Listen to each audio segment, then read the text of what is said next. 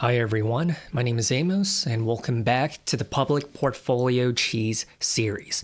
Today we're going to be diving into a few key adjustments that I made over the last few weeks before we head into the investing classroom to discuss my portfolio's investing thesis. Now if you take a look at your screen right now, the portfolio total return is 85% into the green. If we jump on over to take a look at the holdings, the portfolio as it stands right now, there's 9 positions. So if you're keeping count, I have exited my positions in 3 holdings because the market rotation into value was a little too aggressive. And the stretched RSI was all I needed to see to capitalize on the gains. But more importantly, right now I'm trying to build up a bigger cash position because I think we are going to see another April 2025 big market correction sooner than later. I think 2026 has been a year full of volatile headlines. And so in light of that, I want more gunpowder so that I can pull the trigger on the companies that I am eyeballing. So which positions did I sell out of? Number 1, Clorox. I really like the company, but I had to sell out of them with a 15% profit. Company number 2, Zoetis Pharmaceuticals, and I sold out of them with a 12% profit. And last but not least, Waste Connections with a 6% profit. But I have not just been selling, I've also been buying as well. I opened up 2 new positions. The Patreon community already knows what they are, and I'll be revealing them to everyone else in the next episode. Now transitioning to the classroom segment, we'll talk about execution, investing philosophy, and the long-term objective of this portfolio. So as a reminder, my end goal for the portfolio is $800,000 so that I can live off of dividends in a LeanFire format. But to back it up a bit, how do I plan on getting there? Well, by collecting dividend compounders, high-quality businesses that do the heavy lifting for me. Instead of going YOLO into a single sector, I want exposure to best-in-class companies across the landscapes I actually believe in. Now, this might be an unpopular opinion, but to me, a manageable portfolio that's active is about 20 stocks or less. Anything more than that, and I think it gets a little hairy. Can you imagine trying to stay up to date to over 100 different tickers? Right? In a perfect world, I would even boil it down to this. I would be happy with just holding Procter & Gamble, the Mag 7, and a few defense stocks as I accumulate wealth in this dividend compounding phase of my life. Now, I think the next natural question is, what exactly is a dividend compounder? Well, it's a business that has predictable cash flow, meaning it doesn't matter what the market cycle is, doesn't matter 9 months or 15 months from now, their business, product, or service is so in demand that it's going to be continuously growing. And as a result, the markets, the investors, hedge funds, Wall Street, they love that. They don't like not knowing what's to come. Fear, uncertainty, or things that are just cloudy, that's what makes them sell out of companies or short them, or to not be attracted into investing their money into them. So as a result, because of the predictable cash flow, the company over time, their stock price, it's going to 2x, 5x, or even 10x my initial investment over time. It's not going to happen overnight. It's not going to happen over 90 days. It might take 10 years, sometimes even 20 years. But I've got time. I've got patience. And the dividend, well, that's really important too, because the dividend is proof in the pudding. It's the evidence that a company generates enough excess cash to reward its owners. Because the thing is, for the most part, as a general rule of thumb, a company cannot pay out a dividend unless they're flush in profits, unless their bottom line is growing year after year. There are some sketchy, undesirable companies out here that are taking on loans in order to finance and sustain their dividend, but obviously those are not dividend compounders. Now, don't get me wrong. I also like share buybacks, but all else being equal, the dividend is my preferred treat. However, the real secret, friends and family, is finding the cheese. The cheese, if I were to sum it up, it's the X factor, the economic moat, the brand power or the competitive advantage that makes a company the best in class in its sector. If we think about the fast food landscape, try comparing Wendy's to McDonald's. One is obviously best in class, and the other one has been struggling for the past 30 to 40 years, correct? So it doesn't matter if it's REITs, oil operations, or tech giants like Nvidia, Microsoft, Google, fill in the blank. If you own the strongest player in the space, money can be made. That's not financial advice, but it's what I have seen and experienced in the past 7.5 years since I've been investing. Because true dominance often requires investment. And investment shows up as capital expenditures. I say that because unlike many investors, I'm not allergic to debt or CapEx. In fact, also an unpopular opinion, I would argue that CapEx-heavy stocks are some of the best performing operations in the market. And my holdings, to be honest, back that up. It's a mistake to view capital expenditure as a pure negative. In industries like the utilities, water stocks, or oil and gas, CapEx is the name of the game.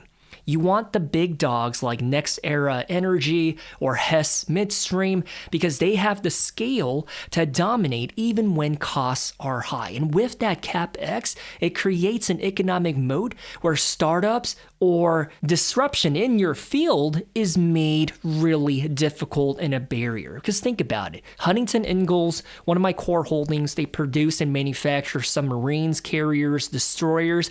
You can't just willy-nilly start making a sea vessel for the United States Navy in your mom's garage like you can with a software stock. There's literally no CapEx to separate you from another software company. You can code and create whatever it is that a tier 4 SaaS stock is doing for the most part. But when it comes to producing a real physical good, that's why I like CapEx operations. So as you can see, I'm not a fan of the tech-only preaching that we see so often on YouTube, on Twitter, and all over the internet in general. Because think about it like this. Software has low overhead costs, right? The margins are very high because you don't need a factory or a manufacturing hub or facility to produce what it is that you're selling, like TSM, for instance. But if your portfolio was 100% tech, asset-light software stocks, in the beginning of this year, especially in February, your net worth likely took a massive hit. So to be concentrated into just one sector like that, it's not my cup of tea. And I know some people, when you see my portfolio, it probably makes you really disgusted or disinterested because it's not 100% into S&P Global, 100% into Duolingo, 100% into Intuit, or even Adobe. Look, I've got nothing against software, okay? I'm actually invested into Microsoft.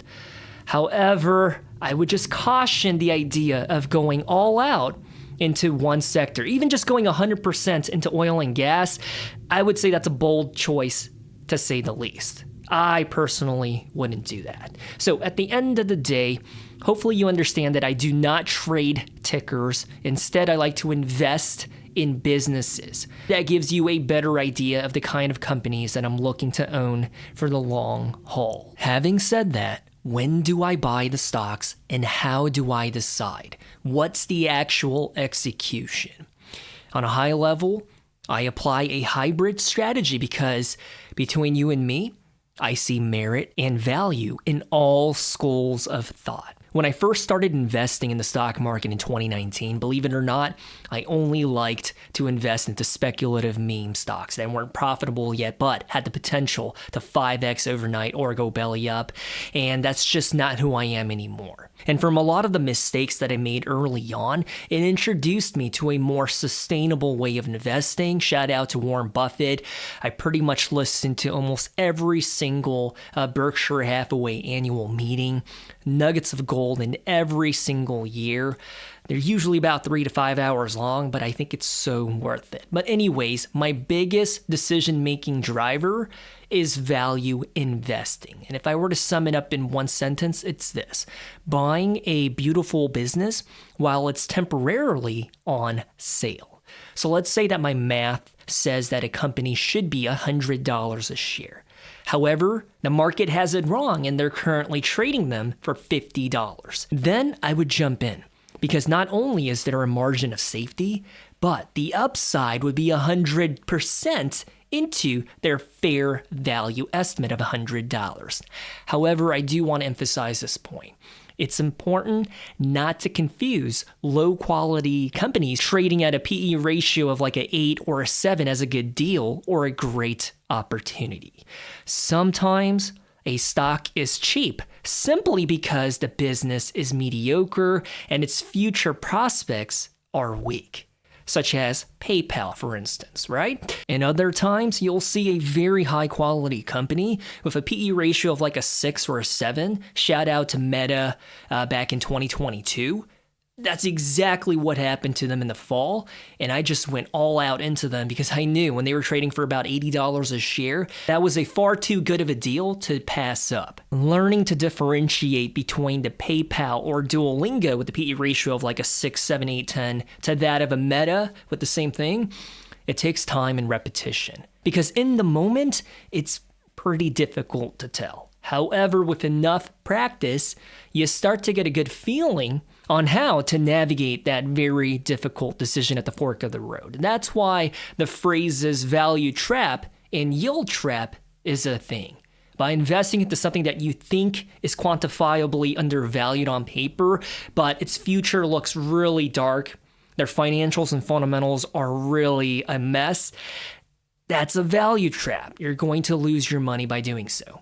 Now, number 2 is dividend growth investing. And it's the idea of owning cash-producing businesses that raise the check they send you over time. The amount of passive income I get paid automatically goes up as the business grows. To be honest with you, my golden rule is that the dividend growth rate needs to be at least of that of the historical rate of inflation, which is about 3 to 3.5%. Anything higher than that, and I love it, because the purchasing power of the dividend payouts will be able to match my lifestyle in retirement when I'm an old guy with gray hair all over my head. I know there's a good percentage of people out there that like to dog on dividend investing, but I would argue it's a key element as to why my CAGR's respectable.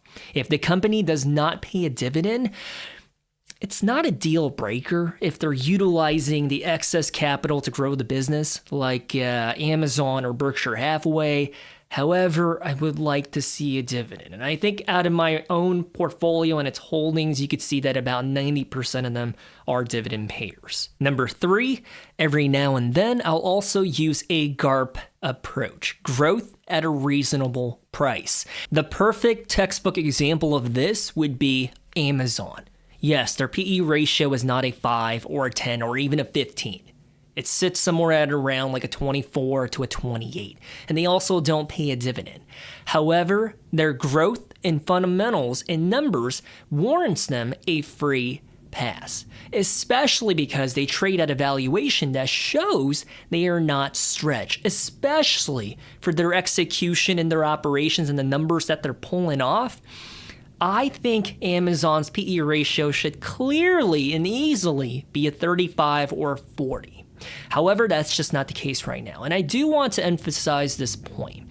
I don't care how delicious of a dividend compounder you are on paper. If your PE ratio is a 400 or a 500, I'm not going to buy into you. It needs to be reasonable. So it's growth at a reasonable price. Okay, I think I would go as high as up to like a 50 if we're talking about NVIDIA back in like 2022 or 2023. Today, I do believe that NVIDIA's forward trading multiple is sitting at a 21.8. Yes, the company that is essentially the heartbeat of the AI bubble movement is trading at a 21.8 forward trading multiple predicated upon next year's bottom line per share. And number 4, another guiding principle that I follow is dollar cost averaging. I never ever do lump sum. I would rather buy a bit at a time systematically. And I know on the internet there's data sets that are floating around that says, hey, lump sum outperforms every single time, but it's a psychological thing. And imagine this, right? Say that there's a company that I believe should be $100 on paper. They're currently $50. And I lump sum everything into it while it's $50. What will I do when it trades downward to like 47, 45? I won't have any more gunpowder available, right? And that's why I like to buy a little bit here. And when it drops further, I'll deploy a little bit more capital and so forth. And this train of thought, even just saying it out loud, I would say, yeah, it's kind of weird. I only buy on red days or during market corrections. Just how I am. It's how my brain is wired. I don't really like chasing trends or to buy because of FOMO. Because in the past, 2019, 2020, whenever I bought into a stock because of FOMO, my cost basis wasn't the greatest. Like, yes, there was some upside, and yes, I walked away in the green, but if I were to just been a little more patient, a little more disciplined, the CAGR and the total return would have been a little better. Yes, I'm articulating that I like to time the market. Again, I would not advocate or encourage people to follow what I do, but I personally time the market. However, these days, especially in 2026 when I'm sleep deprived all the time, I'm very disciplined about not pulling the trigger. And the folks on Patreon, they know exactly how strict I am about this. If a stock does not reach my buy price, I do not jump in. It's as simple as that. Even if I miss the mark by 5 cents, I will not jump in out of FOMO. And number 5 is the contrarian perspective. Now, remember when I talked about market corrections, right? Usually that happens because everybody is jumping ship, or a majority of the money is jumping into another sector. They're rotating into another asset class. And for me, that's exactly when I like to scoop up the discounts. The funny thing about the stock market, I say it on this channel all the time, it's the only place that I personally know where there's a lot of smart people like you, people that have a PhD, people that are making $150,000 a year, where they run out of the store when things go on clearance, when things go on a deal, when the high quality product or service that you've been eyeballing for a while goes on a discount 40%. You say absolutely not, and you run away. I think that's kind of funny. So I like to say yes to these opportunities when fear dominates a specific company or the broader market. I love to pull the trigger during market-wide sell-offs and catastrophic, everything is 40% into the red like April 2025, or even during the tech sell-off in the fall of 2023. And as crazy as it might sound, this has been my biggest money-making driver. Although, to be honest, value investing makes up about 80% of my brain and my decision-making process, but this contrarian perspective, I love it. I love buying stocks on the dip when the market behaves emotionally and overreacts. Because in the span of 24 hours, you can't tell me that a company that is $100 drops down to $80 just out of thin air. And because of that, now they're inherently an $80 stock. Like, that's what they should be, right? They should be a $100 stock. So I'll buy it at $80 saying, thank you so much for this early birthday gift.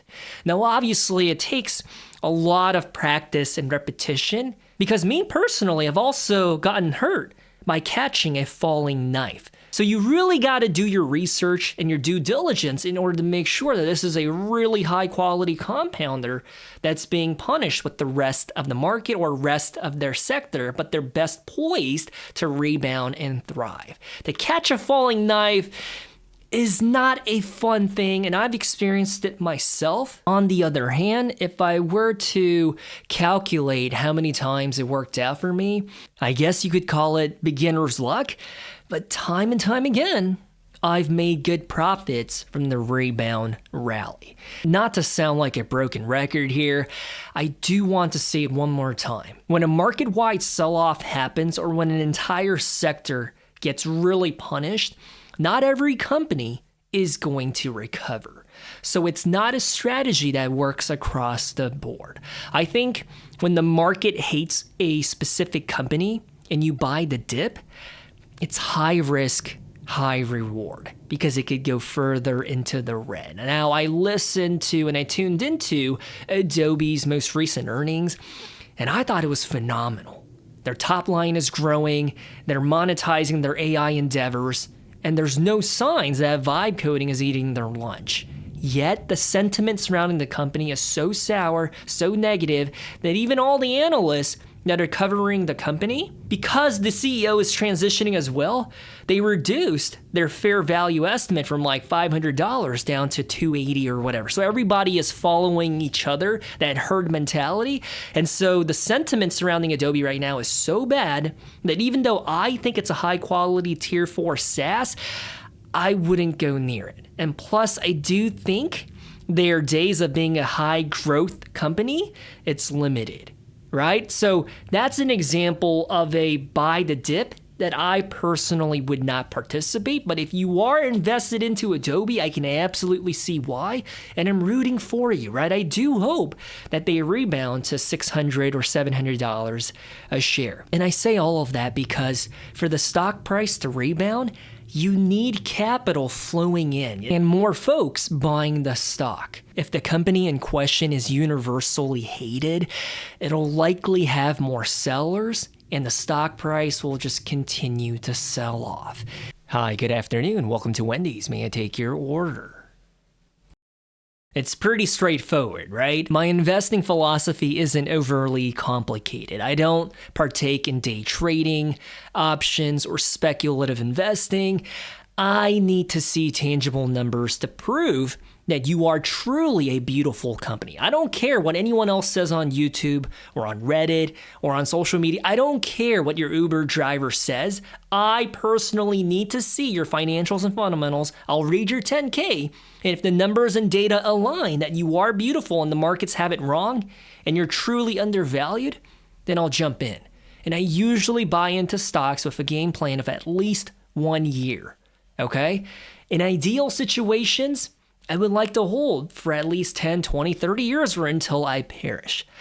But as you can see by the transactions at the beginning of the video, if the company reaches a valuation that does not make sense for the time being, I will sell out of them without hesitation or if I need the capital, even if that means after only 3 weeks or so. And by the way, if you're wondering how I dissect and analyze the numbers, I actually filmed a tutorial video that is worth your time.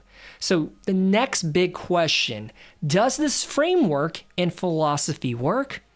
Well, I think so. So what you see on your screen right now is the portfolio up against two different benchmarks, the S&P 500, also referred to as the market depicted by the gold line, and then the NASDAQ 100, I think the internet likes to refer to it as the QQQ. That's going to be visually depicted by the pink or purple line. I don't know if I'm colorblind, I can't tell which one it is.